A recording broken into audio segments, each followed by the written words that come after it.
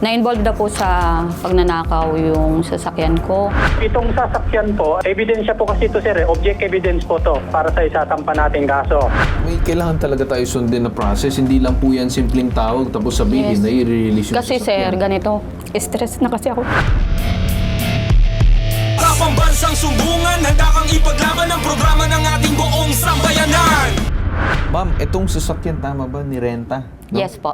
Okay.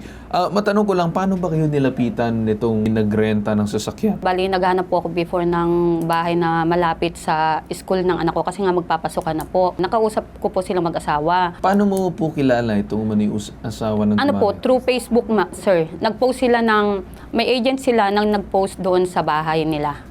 Ayun nga po, ang sabi nila, sabi ko pala, sir, ma'am, sir, kasi kailangan ko talaga ng bahay na malapit po sa school. At the same time po, yung pwede pong pagpaparadahan ng sasakyan ko.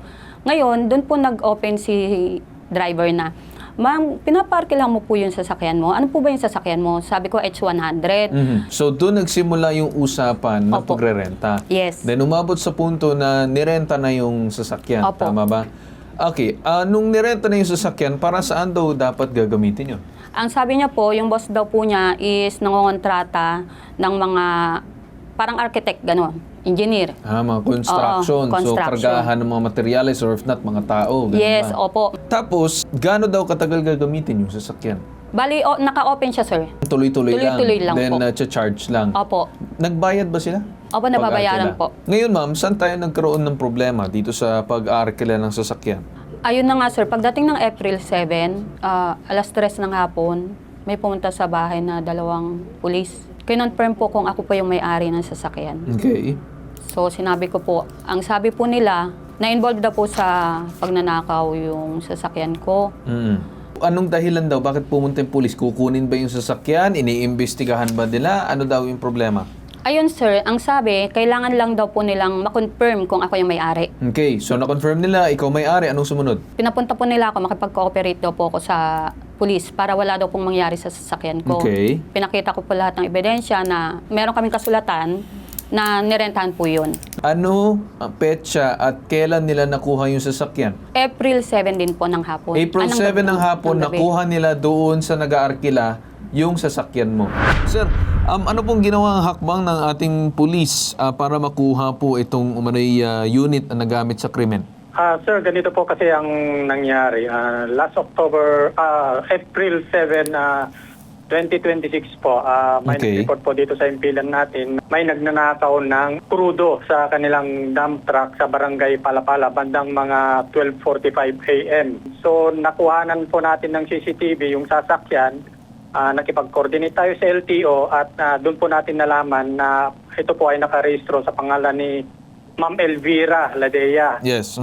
So nakipag-coordinate po tayo sa Rodriguez PNP which they confirm po, pinuntahan po nila yung bahay ni Ma'am Elvira at kinonfirm niya po na sasakyan niya yun at pinaparentahan nga daw po. Then yun po, nagkandak po tayo ng follow-up, pursuit para makuha po tong mga suspect po sa pagnanakaw which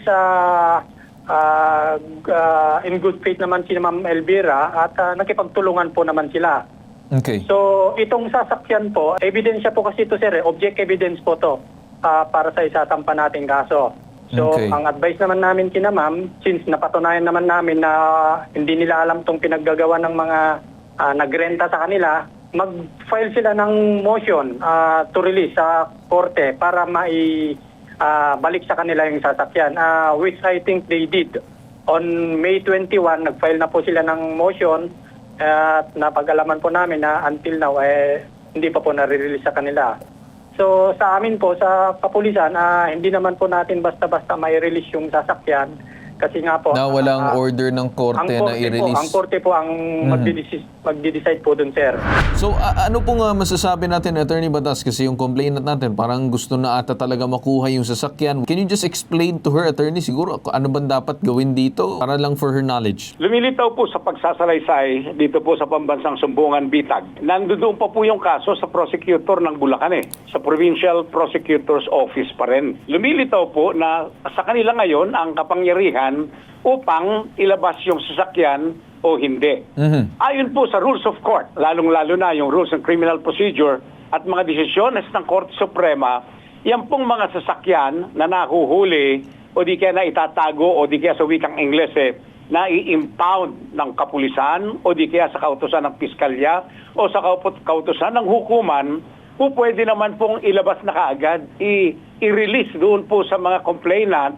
Kaya lang, lilitratuhan po yan, magkakaroon po ng inventaryo, anong kalagayan ng sasakyan, noong ito'y nasa loob pa ng kustodiya ng mga otoridad, lilitratuhan po lahat ng anggulo, at pagkatapos, yung mga litrato ang gagamitin pong ebidensya sa hukuman. Ang problema po natin, kung Mayo pa nagsampa ng kahilingan, ito pong ating panauhin, at hindi pa po naaaktuhan, magsampa na po ng kaukulang motion sa ating mga hukuman. Mag-file na po ng petition for injunction para po mahingi ang utos ng hukuman na utusan ng piskalya, ilabas muna yung sasakyan subject to the usual safekeeping orders, safeguards, para ma-identify talaga yung sasakyan pagka ito ay kailangan na sa hukuman. How can she start itong manay petition for injunction? Total, may sulat na siya, may motion siya to release vehicle. Mag-file po ng ikalawa, motion for early resolution. Po pwede pong magsampa ng kaso kung itatanggi pa rin ng piskalya ang pagpapalabas o pagre-release. Po pwede naman pong mapakiusapan na yung piskal, i-release na subject to the usual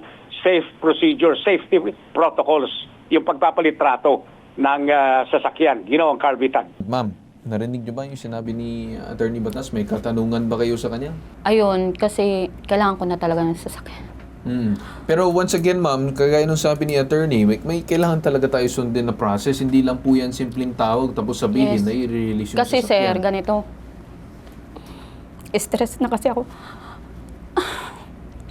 Pinangakoan kasi ako nila mapapabilis. At saka, salita nila sa akin, ma'am, nakipag-cooperate ka naman sa amin eh. Huwag ka mag-alala, hindi namin ano yung sasakyan mo. Tapos nagbulot na lang ako, nasa Bulacan na. Yung sasakyan ko po, hulugan pa yan. Hindi basta-basta.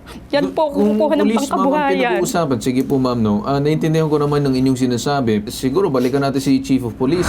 Sir, mukhang nagiging emotional itong si Ma'am Elvira. Ano pong masasabi niyo, sir, as part ng police? Is there any way that you can assist, help her regarding this case? Or kahit pag-follow up dun sa prosecutor, possible ba yan? O sa fiscal, kung sino man?